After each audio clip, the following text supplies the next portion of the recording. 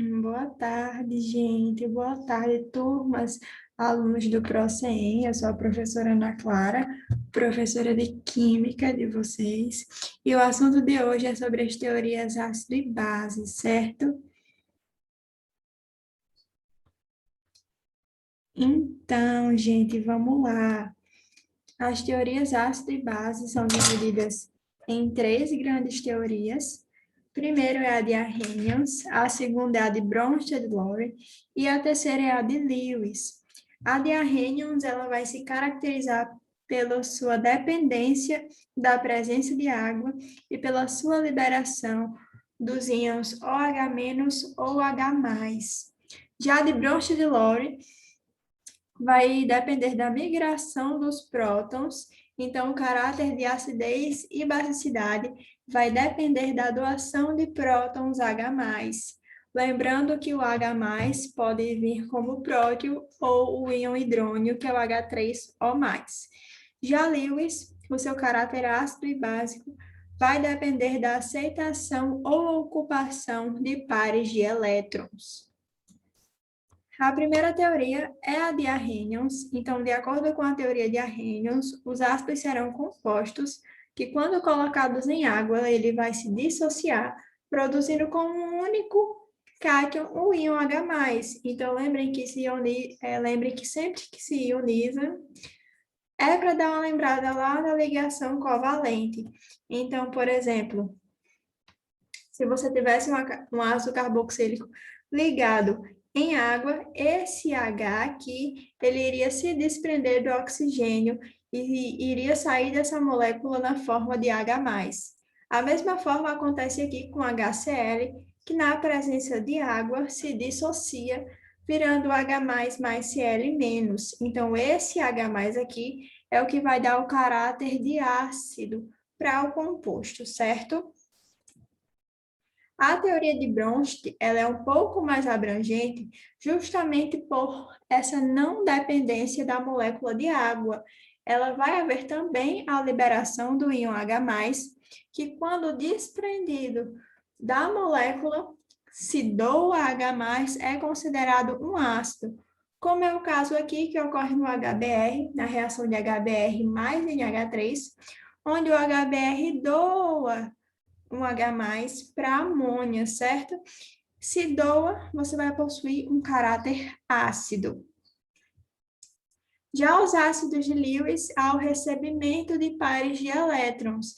Então, o elemento ele vai ter que ter disponibilidade de aceitar pares eletrônicos, como é o caso aqui do átomo de boro. O boro, gente, é um elemento presente na tabela periódica e, diferentemente de outros elementos que precisam de 8 elétrons na sua camada de valência para tentar se estabilizar igual a um gás nobre, o boro ele se estabiliza com 5. Então, como aqui no composto de BF3 ele realiza apenas 3 ligações, ele pode receber dois elétrons, né? Um par eletrônico. Então, o boro é aqui, nesse caso, um ácido de Lewis, certo? Agora, em questão das bases, lembrando que a teoria de Arrhenius sempre vai ter essa grande dependência com a água, as bases serão os compostos que, colocados em água, irão se dissociar, produzindo como único ânion o íon OH-, que chamamos como hidroxila, certo? Lembrem-se, teorias de Arrhenius precisa ter da participação de água. Outra coisa, outro tópico importante é vocês lembrarem o que é dissociação iônica, que é a separação de íons de um retículo cristalino pela ação da água ou do calor, conhecido como processo de fusão, certo? Então, nessa equação química aqui do NaOH mais H2O, o que queria acontecer? Do outro lado da setinha aqui, o íon iria se dissociar em NH+, OH-, certo? Então, se libera hidroxila, esse composto tem um caráter básico. Para a Bronsted, uma espécie química ela vai ser considerada base quando ela receber prótons H+, como é o caso aqui nessa reação A amônia recebe o H+ do H2O, então ela tem um caráter básico, certo? Já para as bases de Lewis, a base ela vai ser uma espécie química, seja molécula ou íon, que será capaz de doar pares de elétrons não compartilhados a outra espécie química. Então, o nitrogênio ele sempre vai ser uma base para Lewis, justamente porque ele tem aqui elétrons não ligantes, então ele tem a disponibilidade de doar pares eletrônicos, certo? Em relação aos ácidos e bases conjugadas, como eu falei para vocês em sala de aula, se em um lado da seta, antes da seta, vocês têm um ácido e uma base, do outro lado da seta você precisa ter os pares, então você tem que ter um ácido e uma base, certo? Como é o caso aqui do H2O mais NH3, onde a amônia aqui é a base que se transforma, é um ácido que se transforma em base, e aqui a água tem caráter básico e se transforma, tem caráter ácido e se transforma em um caráter básico, certo, gente? Então, lembrem-se que precisa ter os pares conjugados de ácidos e bases, certo? Outra coisa, gente, é vocês entenderem as espécies anfipróticas ou anfóteras. As espécies anfóteras são aquelas que podem tanto doar quanto receber prótons H+. Então, o que é que vai acontecer? Essa espécie química ela vai ter um caráter dual, pois uma hora ela pode ser considerada um ácido, mas em outro momento ela pode ter um caráter básico, certo?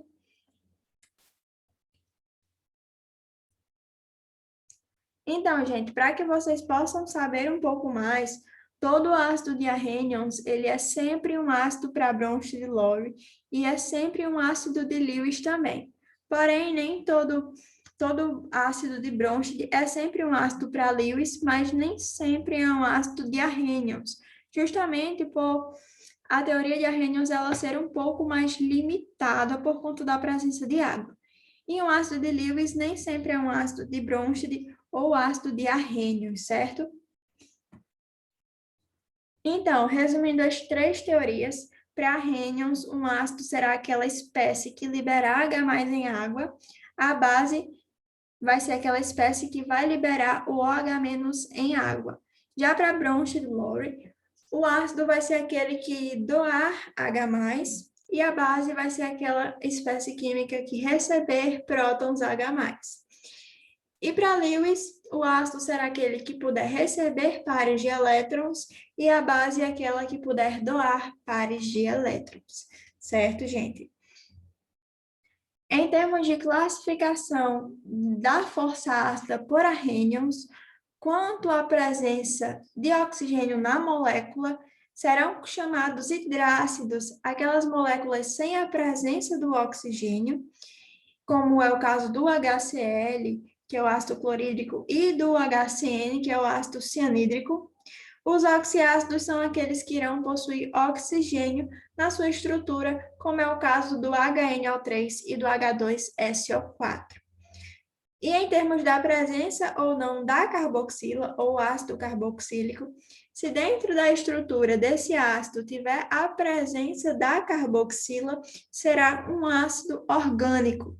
Agora, se em sua estrutura não tiver carboxila, é um ácido inorgânico ou também mineral, como é o caso do HCl e do HCN. Outra coisa bem importante é o conceito de volatilidade. A volatilidade, galera, é a capacidade que as substâncias possuem de passar lá do estado líquido para o estado gasoso. Então, substâncias com baixo ponto de ebulição são consideradas mais voláteis, como é o caso do HF, do HCN, do H2S, justamente por essa passagem de estado físico mais rápida. Porém, existem alguns ácidos pouco voláteis que são denominados os ácidos fixos, como é o caso do H2SO4, do H3PO4 e do H3BO4. Já o ácido acético é um componente lá do vinagre e é um ácido muito volátil, o ácido volátil que é mais comum no nosso dia a dia, o vinagre, certo? Em termos de quantidade de hidrogênio ionizável, será um monoácido aquele que possui um hidrogênio ionizável, então aquele que em contato com água liberar um H+. Então, se libera H+, você tem um caráter ácido, então o monoácido é aquele que possui um H+ sendo liberado. Um diácido vai possuir 2 hidrogênios ionizáveis. O triácido possui 3 hidrogênios ionizáveis, como é o caso do H3PO4, e o tetrácido, quando possui 4 hidrogênios ionizáveis, como é o caso do H4SiO4.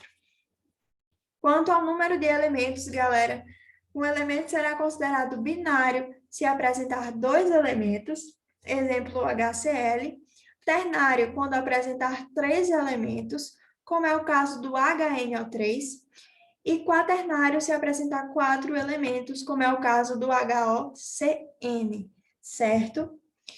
E em termos de hidrogênio ionizável, ou também conhecido como hidrogênio ácido, será aquele átomo de hidrogênio que vai se desprender da molécula de ácido na forma de prótons H+, em presença de água, certo? Então, o que é que pode acontecer, gente? Lembrando que todo ácido de Arrhenius, ele vai liberar um H+, e esse H+, vai dar um caráter de acidez para o composto.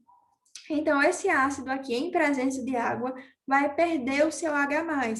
E o seu H+, pode liberar, pode se juntar à molécula de água, formando o íon hidrônio, certo?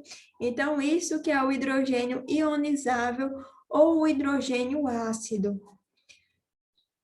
O grau de ionização ou força ácida é representada pela letra grega alfa, e ela não é medida pelo número de hidrogênios que se desprendem da molécula na forma de H+, mas sim pelo número de hidrogênios que efetivamente vão se ionizar. E essa ionização efetiva é o grau, considerado chamado pela letra alfa, que é calculado pela relação alfa igual a N sobre Nzão, onde N, galera, vai ser o número de moléculas que vão se ionizar, e N será o número de moléculas adicionadas à água. Então, teoricamente, se por um acaso nenhuma molécula se ionizasse, o alfa seria igual a 0. E se todas as moléculas se ionizassem, o alfa seria igual a 1. Então, com base nisso, conseguimos definir a força de um ácido. Então, será um ácido forte aquele que possui um alfa maior que 50%, como é o caso do HCl e do HNO3. Os ácidos semifortes, também chamados como moderados, vão possuir uma faixa entre 5 a 50%. Então, essa faixa de 5 a 50%, se um ácido tiver entre esses valores, será um ácido moderado, como é o caso do H2SO3 e do HF, e os ácidos fracos vão possuir um alfa menor que 5%, como é o caso do H2S e do H3BO3, certo? Deixei para vocês, expliquei na aula presencial, no nosso encontro síncrono. Deixo aqui 5 exercícios para que vocês possam fazer, certo? Como fixação do conteúdo. E, por final, vou determinar as forças de um ácido de acordo com Linus Pauling. Então, para Pauling, quanto maior a porcentagem do H+, mais ácido é um composto, certo? Então, deixo aqui essa outra atividade para que vocês possam realizar.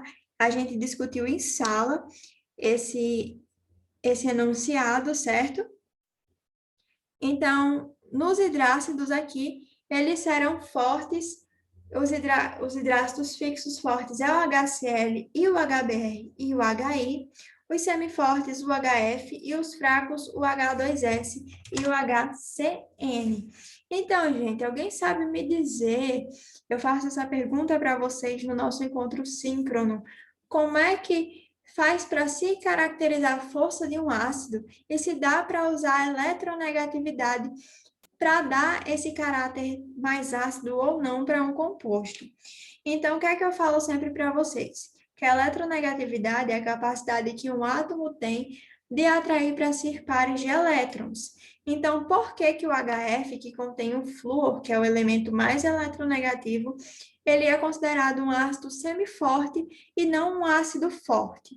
Então, o que eu tenho aqui para dizer para vocês é que essa atração HF, ela é muito maior justamente por esse flúor. Ele apenas precisar de um elétron para chegar à sua camada de valência com 8 e se estabilizar, e o hidrogênio precisa de mais um elétron para se estabilizar com 2 e ficar igual ao hélio. Então, essa atração HF, ela é muito maior. Então, o flúor, ele vai puxar elétrons e essa ligação ela vai ser mais difícil de se romper. Então, se ela é mais difícil de se romper, a quantidade de H que pode ser liberada dessa interação é pouco. Então, se um composto libera pouco H+, ele não tem um caráter tão ácido assim, certo?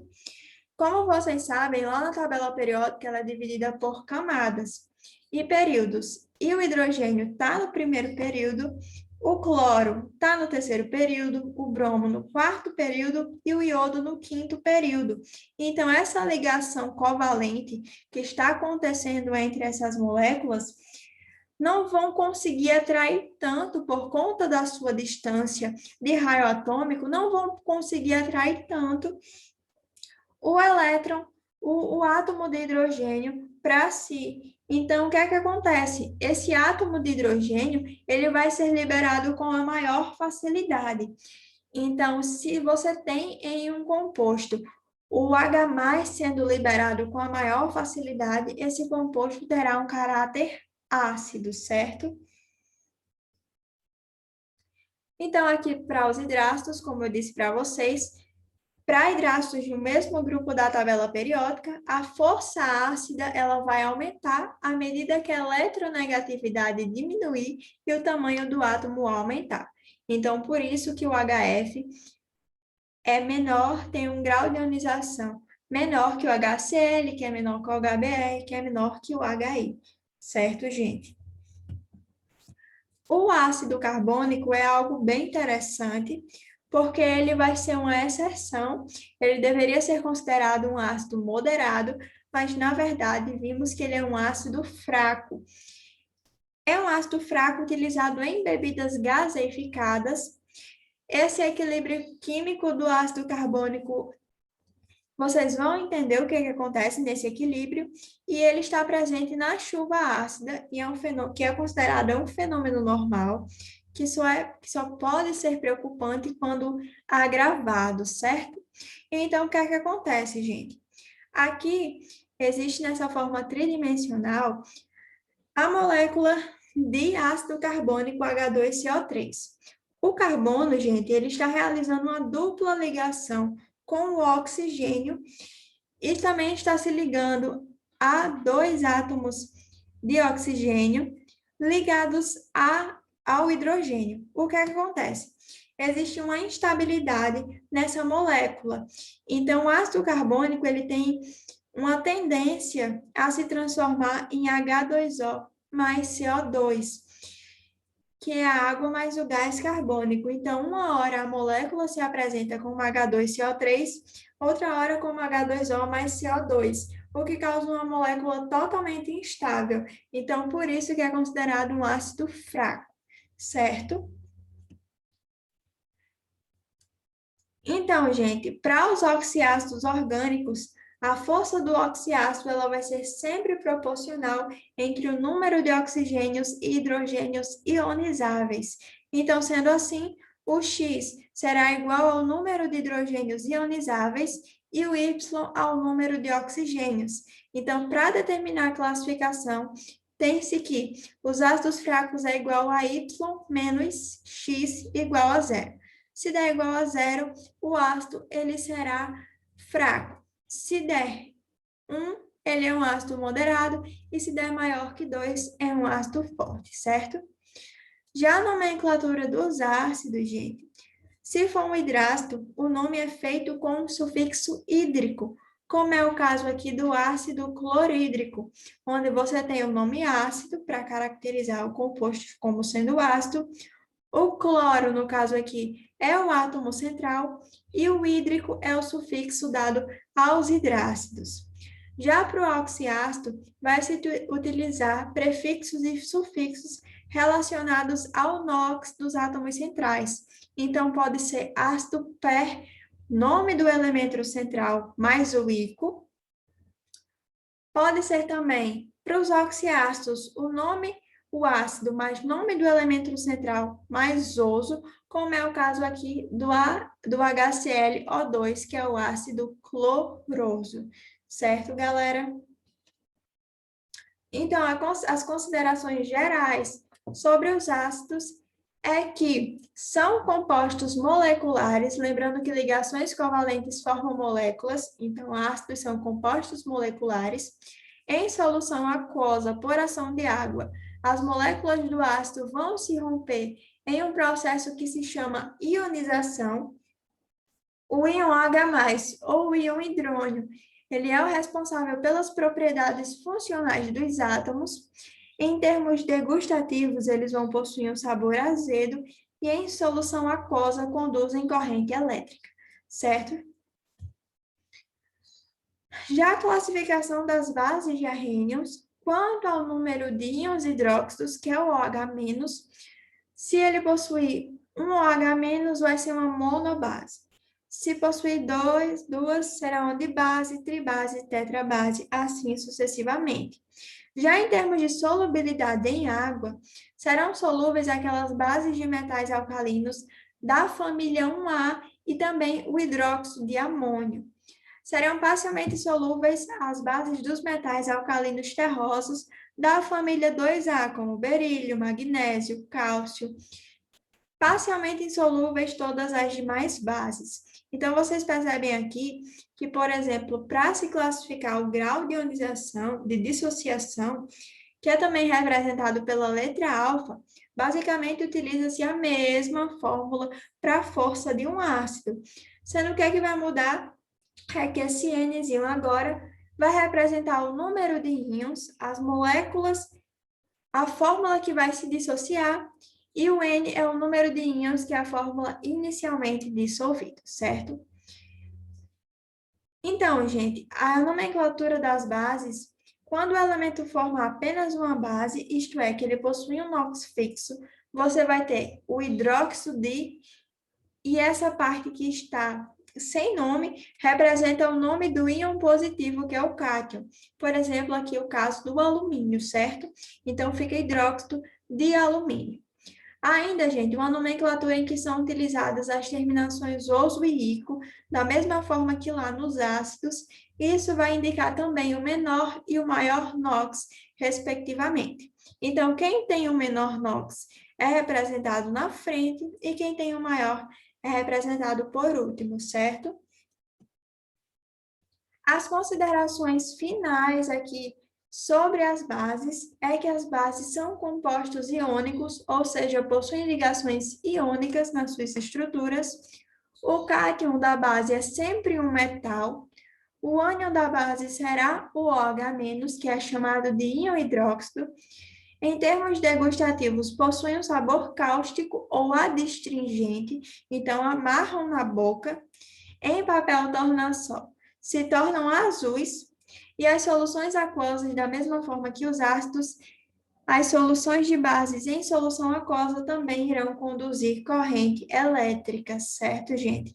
Então, fiquem espertos na característica tanto de ácidos quanto de bases, fiquem espertos nos três tipos de teorias e cada uma de suas especificações. Qualquer dúvida, galera, vocês podem tirar comigo nos nossos canais de comunicação do curso, certo? Espero que vocês tenham entendido, estudem e até a próxima aula, gente.